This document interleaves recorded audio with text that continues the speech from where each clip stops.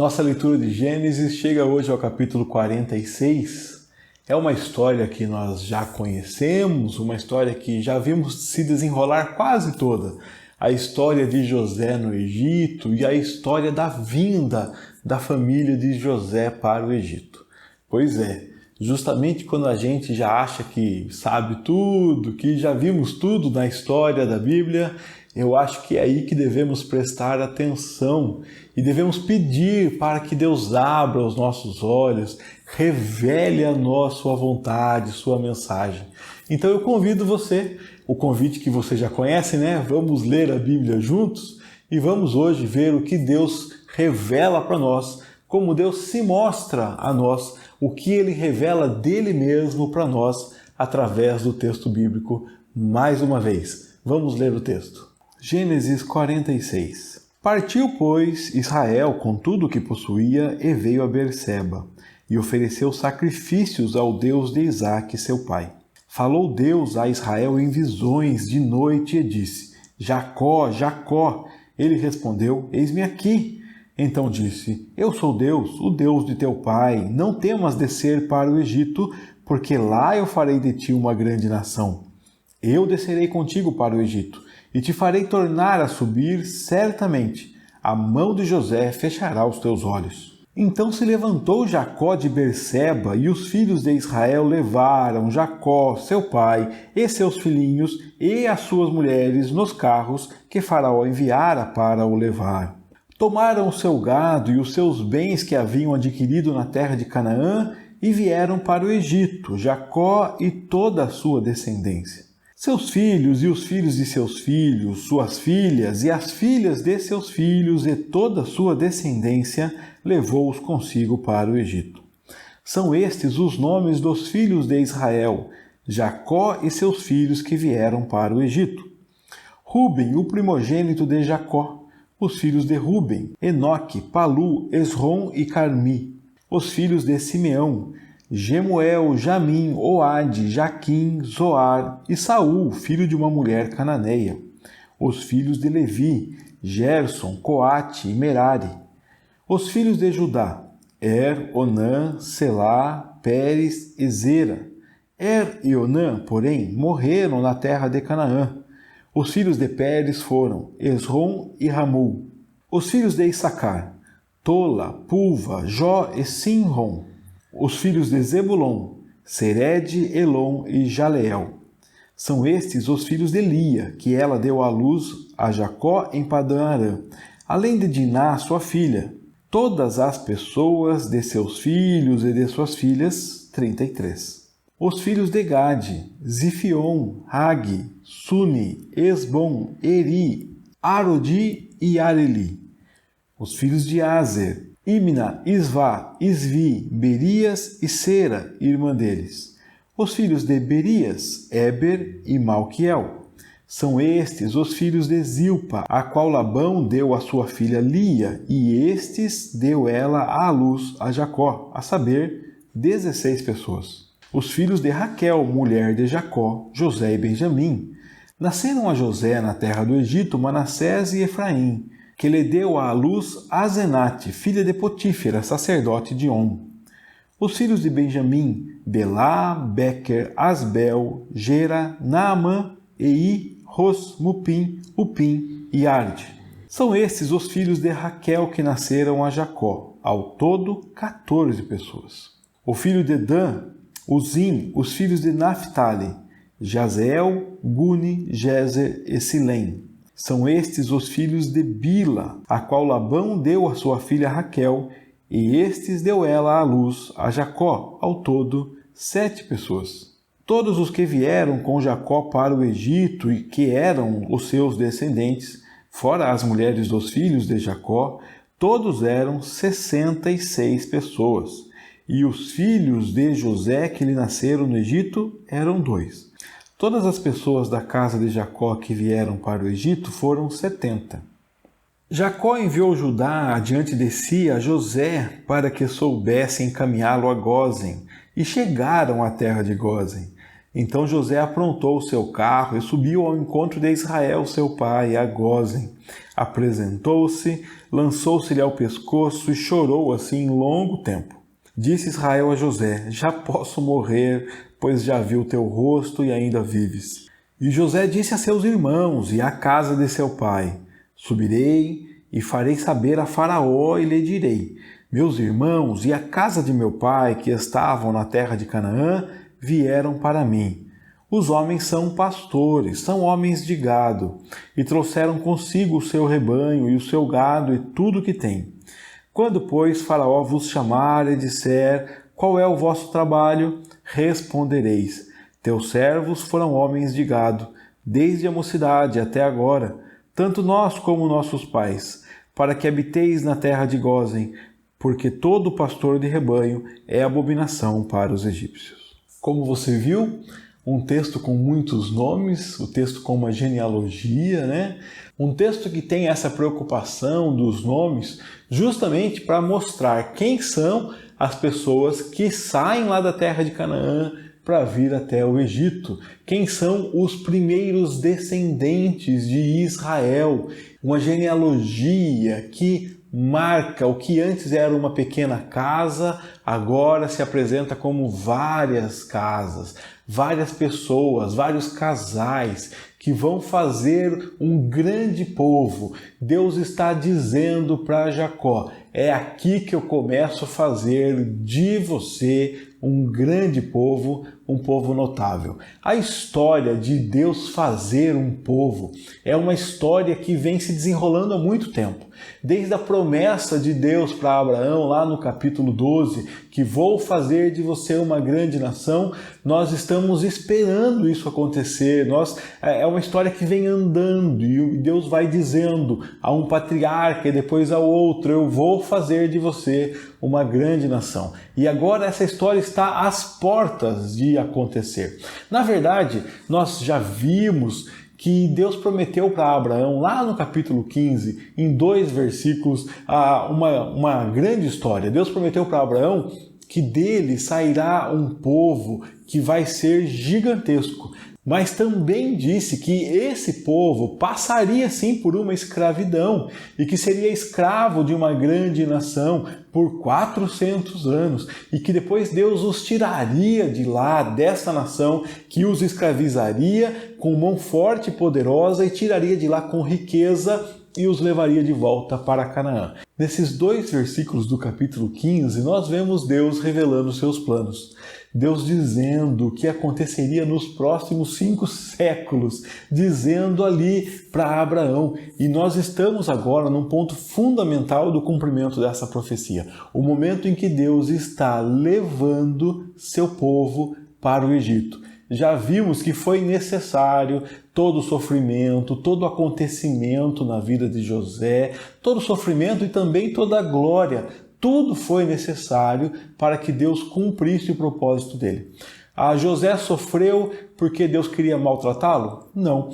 José foi imperador porque Deus achou que ele merecia, né? Governador porque Deus achou que ele merecia, que ele era muito bom? Não. Deus estava em toda a história cumprindo seus planos, em toda a história preparando o terreno para o cumprimento de sua promessa. E agora Deus está conduzindo o seu povo para uma fase importante da promessa, uma fase onde eles ficarão guardados por um longo período, se multiplicarão para depois sair de lá e tomar posse da terra prometida. Nesse contexto, esse capítulo se inicia e o texto nos diz que Israel, que é Jacó, né?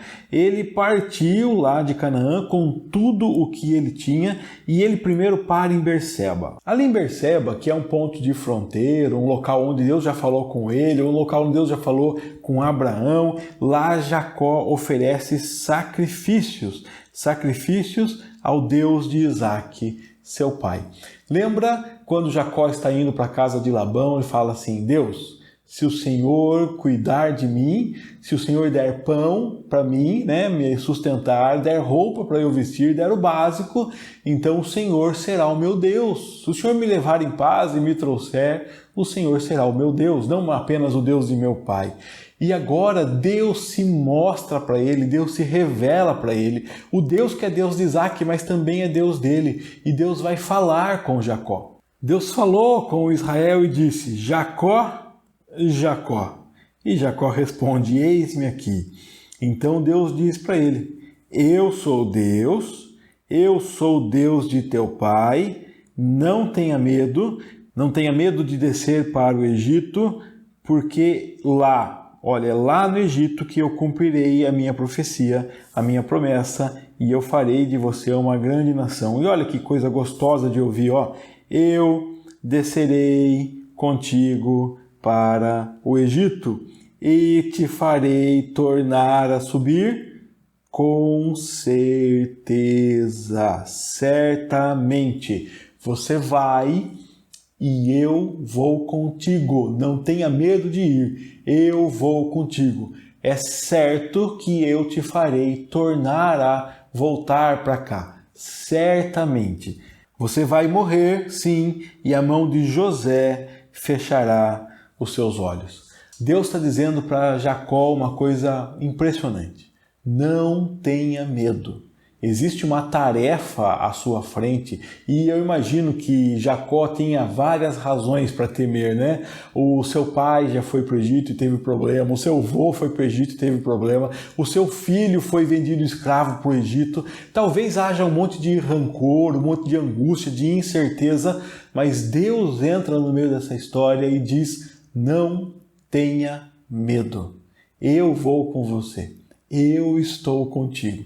Eu estou contigo no caminho. Eu vou te levar e eu vou fazer você voltar para cá.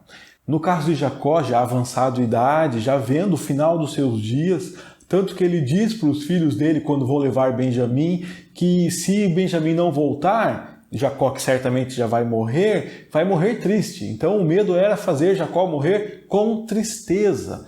Jacó, nessa fase final de sua vida, ele recebe de Deus uma promessa. José é quem vai fechar os seus olhos. José é quem vai sepultar você. Olha que bênção, você vai reencontrar o seu filho perdido e ele estará contigo no final dessa sua existência aqui, no final dessa vida. Depois dessa fala de Deus, Jacó se levanta, né? Jacó se levanta e os filhos dele levam ele, os filhos, as mulheres levam naqueles carros, né, que o faraó tinha dado para ele. Olha, além de levar pessoas, levam também o seu gado e os seus bens. Nós vimos no capítulo anterior que o faraó até falou: não fique preocupado com as coisas que você tem, não fique preocupado que aqui você vai ter tudo, mas Jacó leva todos os seus bens junto com a família, né, para a terra do Egito. Final do versículo 6, vieram para a terra do Egito Jacó, toda a sua descendência, os seus filhos, os filhos de seus filhos, as suas filhas, as filhas de seus filhos, toda a sua descendência, todos Jacó leva consigo para o Egito. E a partir do versículo 8 aqui nós temos a genealogia, com todos aqueles nomes dos filhos de Jacó, dos netos. Eu não vou reler tudo aqui, vou ver contigo aqui as casas e a quantidade de pessoas. A genealogia começa com os filhos de Lia, que é Rúben, Simeão, Levi, Judá, Issacar, Zebulon. Os filhos de Lia e os filhos dele, né? São aqui então 33 pessoas. Depois começa a falar dos filhos da serva de Lia, Gade, Azer. São filhos de Zilpa. A Zilpa é serva de Lia, né? Então são mais 16 pessoas. Aí depois vem os filhos de Raquel, que são José e Benjamim, fala dos filhos de José, né, Manassés, Efraim, e dos filhos de Benjamim. Então são ao todo os filhos da casa de Raquel, são 14 pessoas. E agora vai falar dos filhos de Bila, né? Bila era serva de Raquel, e da casa de Bila, dos filhos de Bila, ao todo são 7 pessoas. Aqui nós temos a soma, todos os que vieram com Jacó para o Egito, que eram os seus descendentes, só os descendentes, fora as mulheres, todos eram 66 pessoas. Depois conta dos filhos de José, que estavam lá no Egito, né? Que são 2 filhos de José, e aí ele refecha a conta aqui, todas as pessoas da casa de Jacó, todos os israelitas lá, eram 70 pessoas. E se você é só um pouquinho bom de matemática, já deve ter ficado um pouco curioso, né? São 66 pessoas, agora são 70 pessoas, mais 66 mais 2 é 68, da onde surge 70? Será que arredondaram aí a conta, né? Eu acho que é fácil, né? Espero não estar enganado, mas eu acho que nós temos elemento aqui para ver da onde vem as 70. Olha só. Quem são os 66? Olha, são descendentes. Descendentes, fora as mulheres. Então aqui são 66. Mas Jacó não é entre os descendentes, então Jacó é mais um.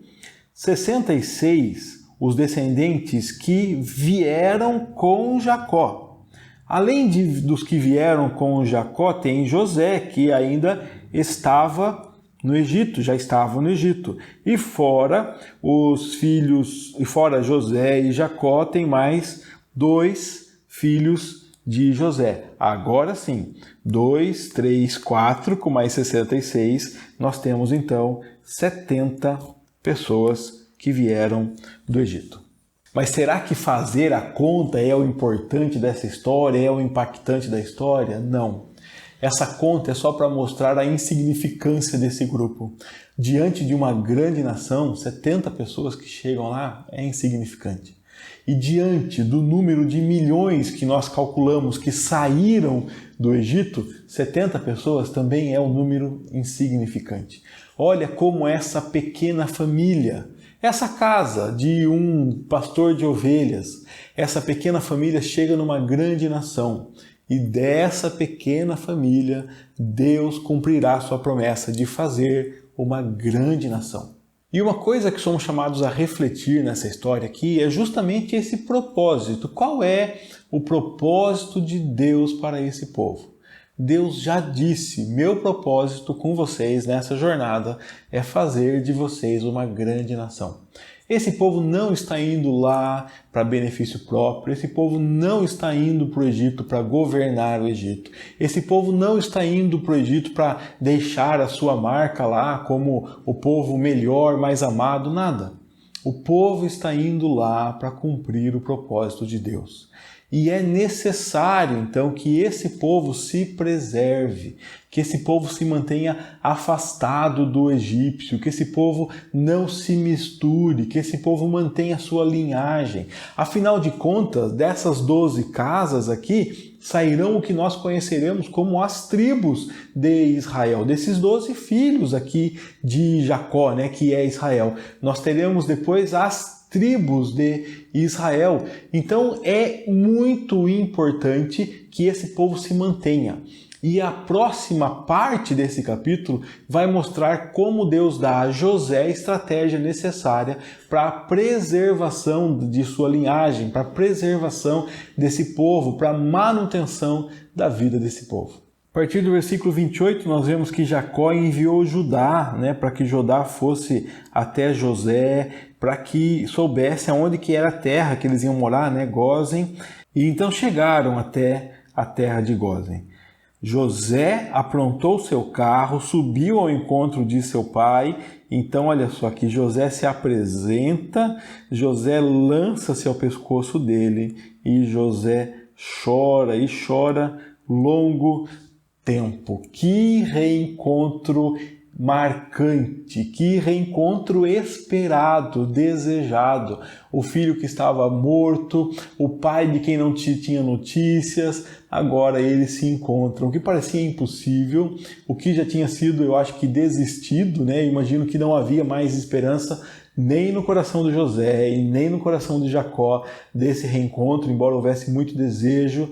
Agora isso se mostra verdadeiro, possível, é um encontro marcante de pai e filho. Tão marcante que olha o que Israel fala: já posso morrer, pois já vi o teu rosto e ainda vives. Ou seja, não falta mais nada. Não tem mais nada que eu queira, estou plenamente satisfeito.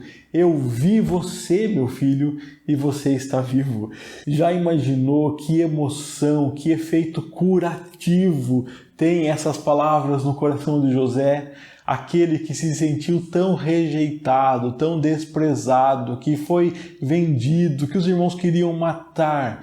Agora, além de passar por um reencontro emocionante com seus irmãos, além de ver os seus irmãos arrependidos de terem feito toda aquela atrocidade com ele, agora ouve de seu pai: tudo que me faltava é você, tudo que eu queria te ver, agora não me falta mais nada, agora eu posso morrer. E o versículo 31 nos mostra que José começa a articular como será a vida deles, né? Nessa terra nova, no Egito, ele fala, José diz aos seus irmãos, à casa do seu pai, falando assim: olha, eu vou lá falar para o faraó que vocês chegaram e vou dizer quem vocês são.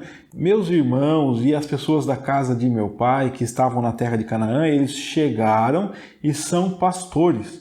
São homens de gado, e eles vão ficar lá cuidando do gado porque eles trouxeram consigo o seu rebanho, o seu gado e tudo que tem. Faraó vai chamar vocês e Faraó vai perguntar o que vocês fazem, qual é o trabalho. Respondam exatamente isso. Vocês são homens de gado, que vocês foram desde a mocidade e até agora homens de gado, que os seus pais já eram homens de gado e que vocês então habitarão na terra lá de Gósen, falando isso porque os pastores de rebanho são abominação para os egípcios. Olha só, isso que parece muito simples aqui é uma estratégia fundamental que tem a ver com o propósito de Deus para esse povo. Eu imagino que se eu e você fôssemos administradores do Egito e a nossa família chegasse, nós imediatamente já pensaríamos em cargos. Afinal de contas, é um país inteiro e são só 70 pessoas. Dá para alocá-los, em bons cargos no governo, em bons postos com bons salários, para que eles possam ter também várias regalias. Mas qual é o propósito de Deus para esse povo? Qual é o propósito de Deus para com a casa de Jacó, que é Israel? O propósito de Deus para com eles não é levá-los lá para administrar o Egito. Deus já deixou claro o propósito há muitos anos. Eu vou levá-los lá e eles serão escravos lá sim, mas eu cumprirei o meu propósito. O meu propósito é fazer deles uma grande nação. Este é o propósito de Deus para com essas pessoas. Deus está colocando eles debaixo de uma nação forte e poderosa, num local onde eles não enfrentarão guerras. Como eles serão escravos, eles não serão soldados, eles não terão que batalhar, não terão que participar das guerras, não morrerão e eles se multiplicarão para fazer dessa família a grande nação que Deus planejou fazer e Deus assim fará. José sabe disso, é plano de Deus isso, e José trabalha nesse sentido. O plano de José é preservar a vida da sua família, e assim José arruma para que eles fiquem num local separado, que eles fiquem numa região isolada, e José não está mentindo, não está criando um plano mentiroso. Essa família é sim uma família de pastores. Afinal de contas, lembra quando os irmãos venderam José? Aonde os irmãos estavam? Tinham viajado com o rebanho e José viaja para ver como está o rebanho. É uma família de pastores e José está dizendo simplesmente a verdade, combinando com eles. Digam a verdade. É como se José dissesse para eles: olha, não vão inventar moda aqui, não vão querer outra coisa. Vocês serão preservados, vocês viverão aqui, vocês estão escapando daquela fome terrível, mas nós temos que trabalhar para que a nossa vida caminhe de acordo com os propósitos de Deus. Eu não acredito que Deus apareceu para José à noite em sonho e falou para ele: José, conte que seus irmãos são pastores. Não, José já tinha elementos suficientes. Primeira coisa, é verdade, eles são pastores. Segunda coisa, Deus não está trazendo esse povo para cá para que eles agora fiquem ricos e poderosos, não. Deus tem o seu plano de riqueza, Deus tem o seu plano de poder, Deus dará a esse povo riqueza na hora certa e Ele vai fazer surgir da onde ninguém imagina. Ele vai trazer pragas sobre os egípcios, a ponto dos egípcios não suportarem mais o povo de Deus lá e dar toda a riqueza para esse povo, falando: vão embora, por favor. Deus fará isso lá quando nós chegarmos na história de Moisés. Veremos de novo, veremos nesse trecho da Bíblia onde Deus então cumpre essa história de tirar esse povo de lá para a terra prometida de volta. Agora, Deus está começando, marcando inclusive com a genealogia, a história do começo da formação de um povo, de uma pequena casa. Deus cumpre seus propósitos, Deus faz sua promessa ser verdadeira, ser cumprida, e Ele está iniciando esses passos aqui. Do que parece improvável, Deus tira o cumprimento de uma promessa que parece impossível, de uma coisa que é insignificante. Deus faz uma nação forte, poderosa, uma nação de filhos e filhas dele, uma nação que sairá daqui de uma forma milagrosa, de uma forma tão impactante que marcará a história, e nós teremos até hoje aí filmes e representações desse tamanho poder demonstrado por Deus.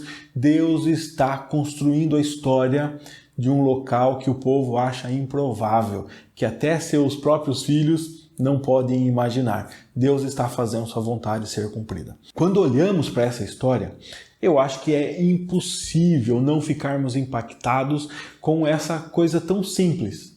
Deus está conduzindo o seu povo de uma forma tão simples, de uma forma tão pequena, um povo tão pequeno, mas com isso Deus está fazendo uma grande coisa, uma grande nação, uma grande obra.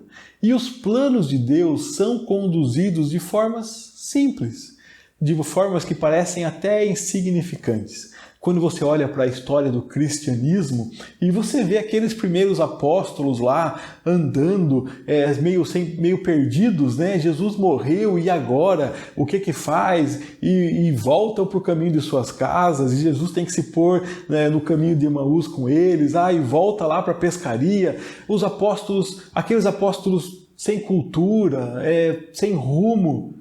E dele sai uma igreja forte, poderosa, vitoriosa, e nem as portas do inferno conseguem prevalecer com ela.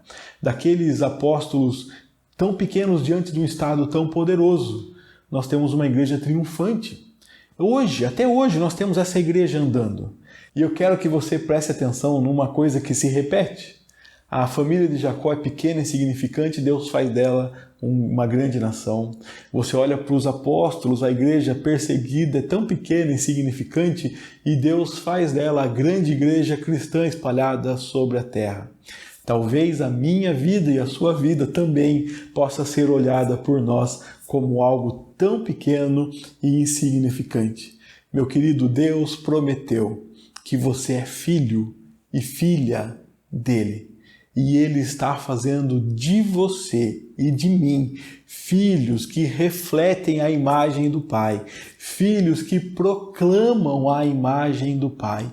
Ele tem prazer em nós, da mesma forma que nós vemos Jacó tendo prazer num filho perdido, pois eu e você também somos filhos perdidos, filhos que deviam ter sido riscados do mapa, mas filhos que foram resgatados pela mão forte e poderosa de Deus, filhos que foram trazidos lá da sarjeta e colocados na família de Deus, colocados na mesa do Pai, e celebramos a comunhão com o nosso Pai. Desses filhos e filhas perdidos e insignificantes, Deus está cumprindo a promessa de se revelar ao mundo através de nós. Através desses filhos tão pequenos e fracos. Deus, com sua própria força, através de sua mão poderosa, manifestará a sua glória, continuará a manifestar sua glória através de nós, se revelando a esse mundo através de filhos e filhas tão pequenos e insignificantes, filhos fracos, sim, filhos que não têm em suas mãos todo o poder, mas que Deus se mostrará através deles. Talvez, olhando para a história de José, possamos entender também que buscar a força desse mundo, buscar a riqueza, o poder desse mundo, não deve ser a ferramenta através da qual Deus escolheu se revelar. Não deve ser a ferramenta através da qual Deus escolheu mostrar a graça dele em nós e através de nós. Se um dia Deus achar que precisamos de qualquer outro instrumento que não temos em mãos, Ele dará. No momento certo, na hora certa, Ele dará. Mas o que eu e você temos que fazer é nos perguntar hoje, para andarmos de acordo com a promessa de Deus, o que temos que fazer hoje, o que temos que buscar hoje, onde devemos procurar estar hoje. Será que hoje devemos ocupar esse local, aquele local? Como a minha vida se encaixa nos planos de Deus? José olha para a família dele e organiza a família dele de uma forma que ela se encaixe nos planos de Deus.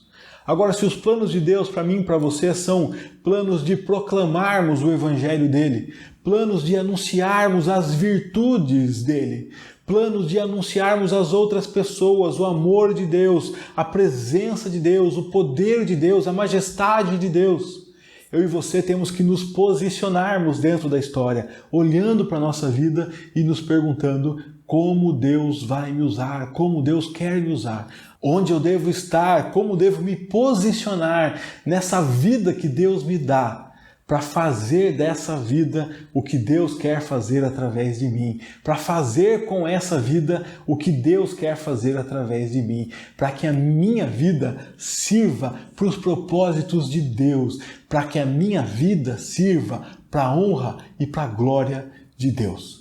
Eu não sei se alguma coisa tem que mudar na sua vida, mas eu quero que você ore, que você peça a Deus para que Ele mostre para você o que você deve fazer, onde você deve fazer, quando você deve fazer. Ou seja, meus queridos, esse texto aqui nos mostra que nós devemos continuar a nossa caminhada sendo guiados por Deus, que devemos orar, que devemos buscar a presença de Deus, que devemos caminhar com essa consciência de que Deus está conosco na caminhada, que Ele nos levará, que Ele nos trará, que Ele cuidará de cada detalhe da nossa vida, que você possa descansar em Deus, sabendo que você não está sozinho. Ele está contigo passo a passo. Peça para Deus te ajudar a dar os passos na direção da vontade dEle, para que a sua vida, a minha vida, sirva exatamente e simplesmente para a honra e para a glória do nosso Deus, o nosso Criador. Que Deus se mostre a você, que Deus conduza você, que Deus abençoe você. Um grande abraço e até o nosso próximo capítulo.